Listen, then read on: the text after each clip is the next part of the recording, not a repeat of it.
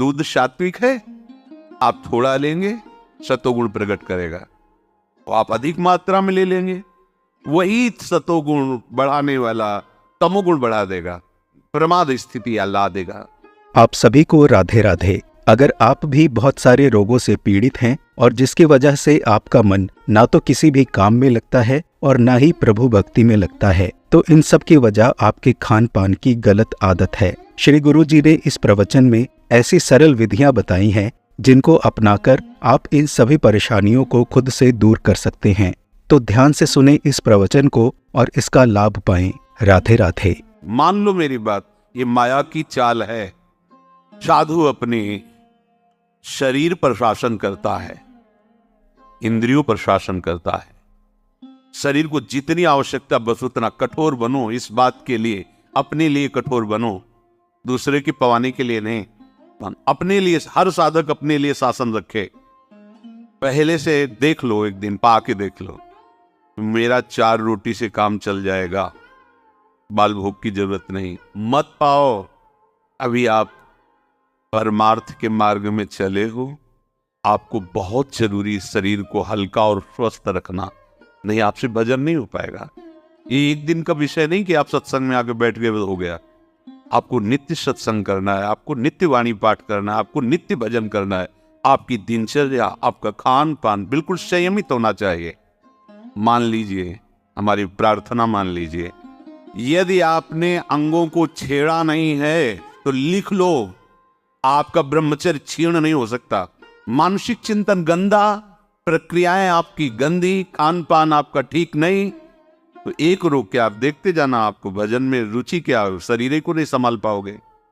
24 घंटे में प्राण पोषण के लिए 2-4 रोटी काफी है। अरे संतों ने तो कई कई दिन भोजन नहीं मिला है, भजन एक तार चला है। आप भजन के लिए आए, भोजन बट हो क्या भाई? भोजन के लिए थोड़ी आप आए हो, भजन के लिए। सृष्टि में किसी भी पदार्थ की कमी नहीं, माया रचित है, वो वैसे बढ़ते चले जाएंगे। अपने को एक सीमा रखनी खान पान की। ये जहर है और ये जीवन है, दोनों बात समझो। अधिक पौष्टिक पदार्थ आपको ब्रह्मचर्य नहीं रहने देगा। अधिक पौष्टिक पदार्थ आपकी आंतें खराब हो जाएंगी, पच नहीं पाएगा, क्योंकि आपसे सेवा नहीं होती। अगर 8-10 घंटे पसीना वाली सेवा हो कि फावड़ा चल रहा है, आप हल जोत रहे हैं, बड़ी मेहनत कर रहे हैं, दौड़ भाग हो रही, चलता रहे, आप पाइए पच जाएगा। उचित आहार कितनी बार समझाएं? जैसे भोजन आवश्यक है वैसे ही जल आवश्यक है, उतना वायु। ये पेट बना हुआ एक थैली है, तुम नहीं हो पेट, तुम नहीं हो रसेंद्री, तुम नहीं हो भोक्ता। काहे को मूर्खतावश ये जो शरीर रूपी गाड़ी मिली इसको नष्ट कर रहे हो और अपनी यात्रा को रोक रहे हो। इसका एक सिद्धांत है, एक हिस्सा अन्न, एक हिस्सा पानी और आधा हिस्सा वायु के लिए रहने दीजिए। ऐसे रखा जाता है, तभी आप देखना ऊर्जा शक्ति आपकी बढ़ेगी, भजन की वृत्ति बनेगी आपकी। अब यहाँ चारों हिस्सा में अन्न भरा हुआ है और ऊपर से पानी, रुचि नहीं है पीने की, क्योंकि वो अंदर ऐसा जहर बनता चला जा रहा है। जल जब जाता है तो लघुशंका के द्वारा बहुत सी ऐसे पदार्थ है जो हमारे शरीर को हानि करने वाले, उनको निकालता है जल। मल की आंतों में जाकर मलाशय में वो मल को गीला करके निकालने की चेष्टा करता है।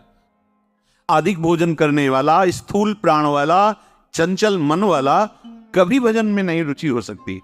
सूक्ष्म भोजन वाला, सूक्ष्म प्राण वाला, सूक्ष्म मन वाला भजन करता है। मान लीजिए आप लोग पता नहीं इतने भोजन के पीछे क्यों पड़े। आपके पेट में कब्ज 2 दिन उपवास रहे, नहीं पाना है भाई, नहीं जगह है, पानी पानी अपने आप साफ हो जाएगा। नहीं, भोजन 3 टाइम डालना है। ऐसी कोई औषधि बनी है क्या कि आप कुपथ्य करते रहो, मनमानी आचरण करते रहो, आप ठीक हो जाओ? अगर बाई चांस किसी को ऐसा कब्ज है तो बताया है आपको, इस वर्षों सेवन की हुई औषधि, जब कभी ऐसा लगा तो छोटी हर 1 चम्मच और 1 चम्मच ईसबगोल की भूसी उसमें मिला लीजिए। शाम के 200 ग्राम 250 ग्राम गुनगुना दूध से ले लीजिए। ये ऐसी है कि आपको बार बार परेशान नहीं करेगी, पर ये धीरे से आपके कब्ज को, क्रम को नष्ट कर देगी। जो अंदर बना हुआ कब्ज है वो धीरे धीरे कई दिनों तक बराबर लेते रहिए। पकवान, गरिष्ठ पदार्थ, ये उपासक के लिए वैसे ही अनुकूल नहीं, भले कब्ज ना होती तो भी अनुकूल नहीं। कब्ज होने पर भजन में रुचि नहीं रहती, कब्ज होने पर प्रमाद स्थिति रहती है। इसलिए साधक किसी औषधि से कब्ज निवारण का उपाय नहीं है, ये बहुत सावधानी की जरूरत है। ये बिल्कुल सहज सरल बात आपको बता रहे हैं। यदि कब्ज रहित होना है तो प्रातः काल उठ करके सबसे पहले भगवद स्मरण, गुरुदेव को प्रणाम, वृंदावन को प्रणाम, संतों का स्मरण, फिर पानी को गर्म कीजिए। आधा लीटर, पौन लीटर, 1 लीटर, 1.25 लीटर, जितनी तुम्हारी पीने की सामर्थ्य है। रुचि नहीं कह रहे, पी सकते हो। ऐसा गर्म नहीं, चाय जैसा, हल्का गर्म करके और वज्रासन में बैठ करके आराम आराम से पीजिए। 15 मिनट वज्रासन में बैठकर धीरे धीरे पीजिए। थोड़ा टहलिए उस पानी पीने के बाद, फिर सो जाए। आप अगर 1-2 दिन की बात हो तो आप कि चलो हमें वहां लघु शंका जाना पड़ेगा, पानी नहीं पीते हैं, तो आप बीमार हो जाएंगे। आंतों को जरूरत है मल रहित होने की, नहीं वो इतनी हीट पैदा करेंगे कि आपके गुदाद्वार में रोग हो जाएगा, आपको गैस बनने लगेगी, एसिडिटी, आपको कई परेशानियां आ जाएंगी। फिर आप भजन क्या करेंगे, सत्संग क्या सुनेंगे। साधु की, उपासक की, साधक की एक दिनचर्या होती है। ऐसा नहीं होता कि मनमानी आचरण। आपकी दिनचर्या सही नहीं तो आपका भजन कहां से सही होगा। आपका जब पेट साफ रहेगा तो आप आराम से प्रसन्न मुद्रा में भजन कर सकते हैं। आपकी आंतों की सामर्थ्य समोसा, चटनी और ये मूंग का हलवा, ये विविध प्रकार के पदार्थ पचाने की नहीं है। ये उनकी है जो बहुत मेहनत करते हैं, किसान हैं, सेवा कार्यरत हैं। आपको तो बस मूंग की दाल या घिया की सब्जी और 2 रोटी प्राण पोषण के लिए चाहिए। प्रसाद पाने के बाद आपको लगे कि मैं अभी 2 रोटी पा सकता हूं, इतने में बंद कर दो, क्योंकि हमें पानी भी इसमें डालना है, वायु के लिए भी खाली रखना है, पूरा यहां से नहीं ठास लेना है।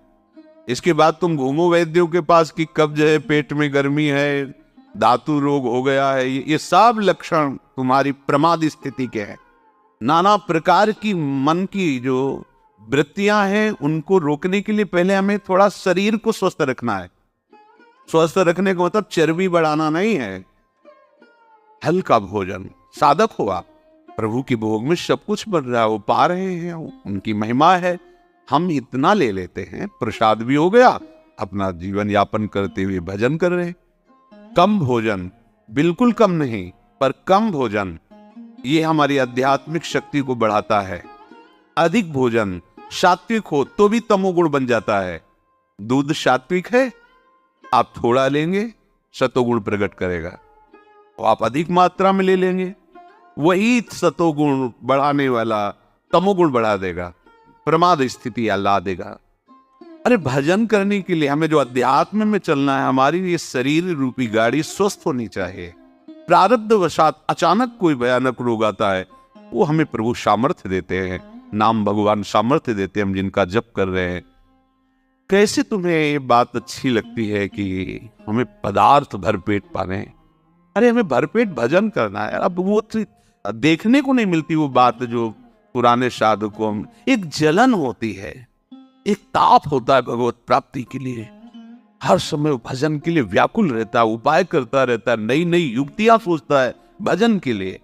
और हम नई नई युक्तियां सोचते हैं भोजन के लिए। आज ये कब तक खाते रहोगे? शरीर को कब तक पोषित करते रहोगे? मरेगा, नष्ट होगा।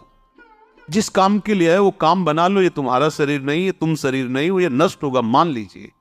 ये नई नई अवस्था के बच्चे धातु रोग से ग्रसित हो रहे हैं, कमर दर्द कर रही है, आंखों में कम दिखने लगा है, ये परेशानियां वो परेशानियां। इसका कारण आप हैं। आप देखिए ना, इस विषय पर कोई चर्चा नहीं करना चाहता, न सुनना चाहता, केवल पशुवत आचरण के लिए छूट मिल जाए बस। सावधान रहिए, ये जीवन खिलवाड़ नहीं, चाहे आप गृहस्थ हो चाहे विरक्त हो।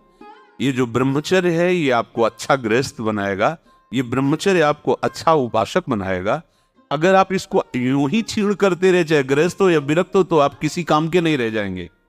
ध्यान रखना, किसी काम के नहीं रहे। कुछ दिनों के बाद आपके शरीर में जगह जगह पीड़ाएं होने लगेंगी, चिंतन आपका सामर्थ्यशाली नहीं रह जाएगा, स्मृति शक्ति आपकी लोप होने लगेगी, और जिसे आज की भाषा में डिप्रेशन कहते हैं उसके शिकार हो जाओगे। देख लेना, आप देख लेना, मान लेना, ब्रह्मचर्य ऐसी सामर्थ्यशाली, एक बार श्लोक बोलो कंठस्थ हो जाएगा। अगर शरीर स्वस्थ है, कोई अन्य औषधियां या अन्य इस तरह की विकारात्मक पदार्थ अंदर नहीं जाते, और ब्रह्मचारी तो एक बार बोली बात बोल लो, चाहे जब सुन लेना हो जीवन में सुनाई दे देगी।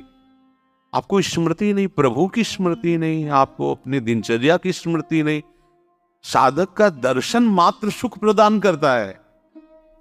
कैसा आपका कैसा स्वरूप होता जा रहा है, कैसी आपकी भावना बनती जा रही, कैसी आपकी दिनचर्या होती जा रही, कभी लौट कर देखो ना अपने जीवन में। सबसे प्रार्थना है, केवल प्राण पोषण के लिए ही भोजन है, स्वाद के लिए नहीं है। ये इंद्रियों के विषयों में मत फंसो। कुछ दिन तो आप ऐसा करके देखो। अब ऐसा भी नहीं कि हट करके आप शरीर को नष्ट करने वाला चेष्टा शुरू कर दो, वही हम आधी रोटी पाएंगे या ऐसा नहीं, तो कै दिन चलेगा। युक्ताहार विहार से उचित भोजन करो।